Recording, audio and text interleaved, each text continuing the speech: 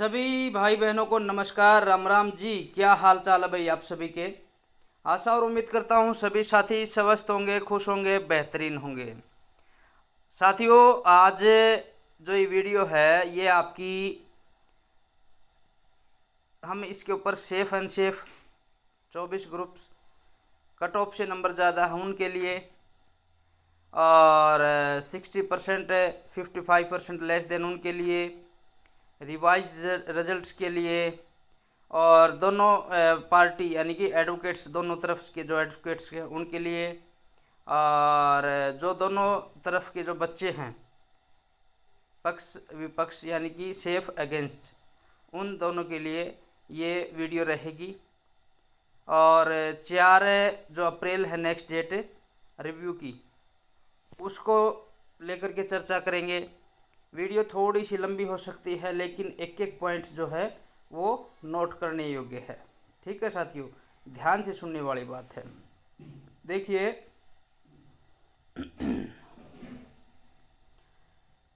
अभी रिव्यू की तारीख थी 21 मार्च, अब 4 अप्रैल चली गई है।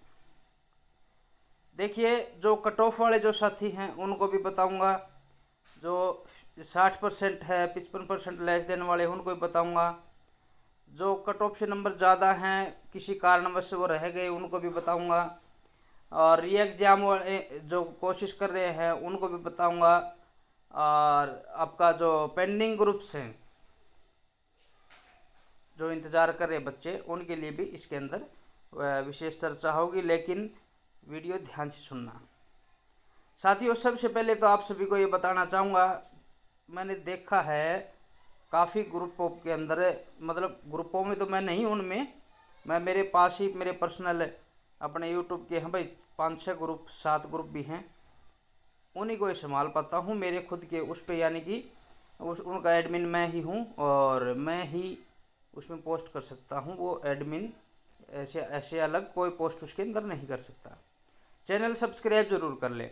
बच्चे स्क्रीनशॉट भेज रहे हैं कि भाई जो अगेंस्ट के जो बच्चे हैं वो सेफ वालों को गलत बोल रहे हैं कि भाई हम ये कर देंगे, भाई हमारा जो एडवोकेट्स है वो हैवी है।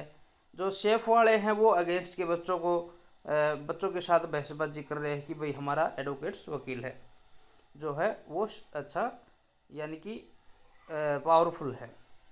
देखिए, आप सभी को बता देता हूँ, मेरे ख्याल में मैंने देखा भी है और काफ़ी यूट्यूब मैंने सब्सक्राइब भी कर रखे चैनल, पक्ष यानी कि अगेंस्ट के जो वकील हैं उनका भी, और जो सेफ के जो वकील हैं उनका भी, यानी कि रजत मौर्य जी हैं, रविंदर डुल जी हैं, और मैंने एक इंटरव्यू सार्थक गुप्ता जी का भी लिया था, एडवोकेट साहब का, KDS हुड्डा जी का भी इंटरव्यू चलता रहता है, यानी कि और भी मैंने कोशिश की है एडवोकेट साहब का। जैसे कि मैंने पीछे एक वीडियो बनाई थी, जो COCP में एडवोकेट साहब है चंद्रहास यादव जी, उन्होंने इंटरव्यू से मना कर दिया था, क्योंकि वो बोला अनिल भाई मैंने कभी किसी को इंटरव्यू दिया ही नहीं।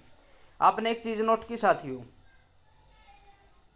चाहे पक्ष का वकील हो चाहे विपक्ष का वकील हो, दोनों एडवोकेट्स की आपने बातें सुनी, किसी ने भी ये कहा हो कि भाई विपक्ष का जो है अगेंस्ट में जो वकील है वो गलत है, यानी कि जो अगेंस्ट का वकील है उसने एक बात कही हो कि भाई जो सेफ का वकील है वो गलत है, नहीं। दोनों एडवोकेट्स, दोनों पार्टी आपस में मान सम्मान करते हैं। और तुम जो ग्रुपों के अंदर है एक दूसरे के ऊपर इल्ज़ाम लगाते हो, एक दूसरे को गाली निकालते हो, ग्रुपों के अंदर लड़ाई झगड़ा करते हो, यार उनको ही देख के सीख लो।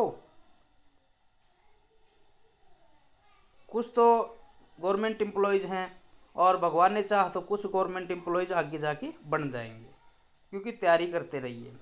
किसी भी एडवोकेट साहब को आपने ये कहते सुना हो कि भाई वो वकील अच्छा नहीं है, दोनों वकील अच्छे हैं, दोनों पार्टियां आपस में रिस्पेक्ट करते हैं एक दूसरे की। क्योंकि जहां आप सोचते हो ना, जहां आप सोच के बंद कर देते हो कि भाई अब तो इसके ऊपर कुछ हो ही नहीं सकता, वहाँ पर एडवोकेट साहब सोचना शुरू करते हैं, और बहुत कानूनी प्रक्रिया के बहुत बड़े जानकार होते हैं। हमें तो ये नहीं पता होता कि भाई इस कानून में क्या है। हम तो एक दूसरे से बात करके वकील साहब से पूछ के बता सकते हैं, लेकिन आपको ये भी नहीं पता, न है मुझे पता कि भाई कानून प्रक्रिया में इस पॉइंट में क्या है। हम एडवोकेट साहब से बात करके बताते हैं। तो आप जहाँ से सोचना बंद करते हो ना, वहाँ से एडवोकेट साहब जो है वो सोचना शुरू करते हैं। और दोनों पार्टियों के वकील आपस में मान सम्मान करते हैं कि हाँ वो हमारे बड़े भाई हैं, हमारे मित्र हैं, अच्छे एडवोकेट्स हैं। आपने सुना भी होगा, रजत मौर्य जी का भी इंटरव्यू लिया, उसमें भी आपने सुना होगा। कल मैंने जो एडवोकेट किया ना, वो अगेंस्ट के जो बच्चों ने सीनियर एडवोकेट किया है, AA नाम ऐसा ही कुछ है भाई, मेरे याद नहीं रहता, एक बच्चे ने कमेंट किया था। तो रजत मौर्य जी को मैंने बताया तो भी उन्होंने जी लगा कर बोला हाँ है वो एडवोकेट साहब जी हैं, अच्छे हैं। सभी ने यही कहा। आपस में सीनियर की रिस्पेक्ट करते हैं, चाहे जूनियर हो तो भी रिस्पेक्ट करते हैं। यार तुम क्यों बहसबाजी करते हो ग्रुपों में? जो भी फैसला करना है माननीय हाई कोर्ट के माननीय जज साहब को करना है, आपके और मेरे बहसबाजी से कुछ नहीं होता। हमें तो ये भी नहीं पता कि भाई क्या हो सकता है, ठीक है। तो ये चीज़ें थी, आपस में लड़ाई बंद करो। और आज मुझे पता है मुझे भी कुछ गलत बोलेंगे, क्योंकि कुछ लोगों की बुद्धि होती है। तो आप कमेंट्स चेक करते रहना भाई, आप ही जवाब दोगे उन बच्चों को जो गलत कमेंट करेंगे। मैं किसी का कमेंट डिलीट नहीं करूँगा आज। दूसरी इस बात साथियों, अभी जो कट ऑफ से ज़्यादा नंबर वाले जो भाई बहन हैं वो ये कह रहे हैं कि अनिल भाई अब हमारा क्या होगा। जो पेंडिंग ग्रुप्स के एग्ज़ाम के हैं वो कह रहे अनिल भाई हमारा क्या होगा। जो रिवाइज रिजल्ट का इंतज़ार कर रहे हैं कि अनिल भाई हमारा क्या होगा। तो देखिए, सबसे महत्वपूर्ण जो बात है वो है आपकी जो नेक्स्ट डेट है 4 अप्रैल, ठीक है। HSSC भी ये नहीं है कि HSSC कुछ करना नहीं चाहती। HSSC के अंदर एडवोकेट साहब है, माननीय चेयरमैन साहब एडवोकेट है, वो एक इंतज़ार कर रहे हैं कि भाई जैसे भी रिव्यू का फैसला आ जाए, माननीय हाई कोर्ट की तरफ से जज साहब रिव्यू का फैसला दे दे, उसे अकॉर्डिंग हम ये काम करेंगे। यानी कि जो जैसे ही एक्सेप्ट होती है रिव्यू या जो भी फैसला होता है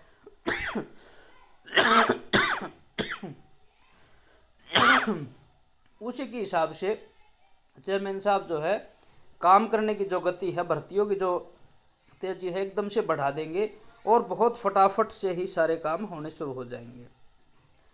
कट ऑफ से ज़्यादा नंबर वाले बच्चे हैं, 60% 55% लेस देन वाले बच्चे हैं, वोकेशनल वाले बच्चे हैं, पेंडिंग ग्रुप्स एग्जाम वाले बच्चे हैं, उन्हीं का सभी का एक 4 अप्रैल यानी कि रिव्यू के ऊपर बात है सारी की सारी।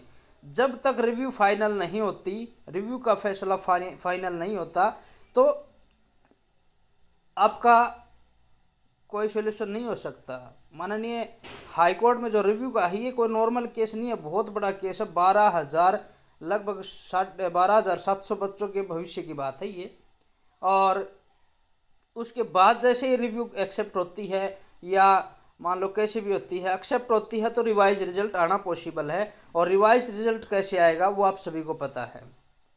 क्यों? HSSC चेयरमैन साहब जो है रिवाइज रिजल्ट करेंगे, क्योंकि पता है चेयरमैन साहब को भी पोस्टें बहुत ज़्यादा खाली हैं, तो रिवाइज रिजल्ट करना ही करना पड़ेगा। मुझे ये लग रहा है, ये नहीं कि मैं कोई HSSC में चेयरमैन या अधिकारी हूँ या मैं कोई कोर्ट में वकील हूँ या मैं कोई जज साहब हूँ, मैं एक नॉर्मल इंसान हूँ आपकी तरह, ठीक है। दूसरी बात है, 4 अप्रैल को अब क्या होगा? सभी बच्चे, बहुत सारे बच्चे कमेंट कर रहे हैं। देखिए, आप किसी भी पार्टी के वकील से पूछिए, चाहे सेफ वालों से पूछो या अगेंस्ट वालों से पूछो, सभी का एक ही कहना है कि माननीय जज साहब के मूड के ऊपर है, माननीय जज साहब क्या फैसला करेंगे, उस दिन क्या होगा। दोनों पार्टियां कहेंगी कि भाई हम आर्गूमेंट्स करेंगे, अगर हमें मौका मिलता है तो हम आर्गूमेंट्स करेंगे। हालांकि अब देखा होगा 21 मार्च को एक ही केस था रिव्यू का लंच के बाद, लेकिन दोनों पार्टियां तैयार थी, दोनों तरफ से एडवोकेट्स तैयार थे, लेकिन बीच में हरियाणा सरकार की तरफ से जो है नेक्स्ट डेट ले ली गई। दूसरी साथियों, कुछ लोग किसी का नाम लेके बदनाम करने की कोशिश करते हैं, जैसे कि एडवोकेट रविंद्र ढुल जी ने बताया कि भाई मेरा नाम लेकर के और रजत मौर्य जी का नाम लेकर के एक ग्रुपों में मैसेज दिया जा रहा है, स्क्रीनशॉट लेके या जो भी है, कि भाई इन दोनों एडवोकेट्स ने जो कि नेक्स्ट डेट की एप्लीकेशन लगाई थी, जो कि सरासर गलत है। किसी की बदनामी एक चीज़ और है, एक कहावत अपने हरियाणा के अंदर भी है और हरियाणा की अब तो हर जगह है, अगर किसी की आप बराबरी नहीं कर सकते, कोई किसी की बराबरी नहीं कर सकता, तो वो उसकी बुराई करनी शुरू कर देता है। ये आपके अंदर भी बना होगा। जब आप नौकरी नहीं लगे थे और जब नौकरी लग चुके हैं तो उसमें कितना डिफरेंस है। जब आपके साथ जो आपके दोस्त थे, यारे प्यारे थे, रिश्तेदार थे, जब आप नौकरी नहीं लगे थे तब आपके साथ कितने अच्छे तरीके से बात करते थे और आप उनके लिए अच्छे थे।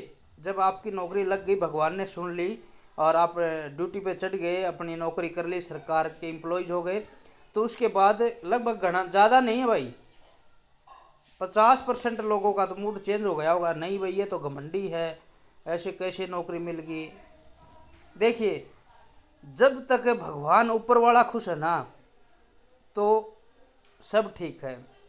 किसी के बुरा कहने से कोई इंसान बुरा नहीं होता, किसी के कहने से किसी का नुकसान नहीं होता, और जो भगवान चाहेगा वही होगा। एक वो डायलॉग भी था, खुदाए मंजूर, ऐसे कुछ करके। तो साथियों, आपस में बहसबाजी मत करो भाई, ग्रुपों के अंदर लड़ाई झगड़ा करते हो यार। आप उन एडवोकेट साहब से ही सीख लो कुछ, जो दोनों तरफ के माननीय एडवोकेट साहब हैं। वो आपस में किसी भी एडवोकेट साहब को कुछ नहीं कहते, यही कहते कि हाँ अच्छे इंसान हैं, हमारे मित्र हैं, हमारे दोस्त हैं, हमारे साथी हैं, क्योंकि वो एक ही जगह बैठते हैं सभी के सभी। उनको ये पता है कि भाई जो बोलने का तरीका क्या होता है।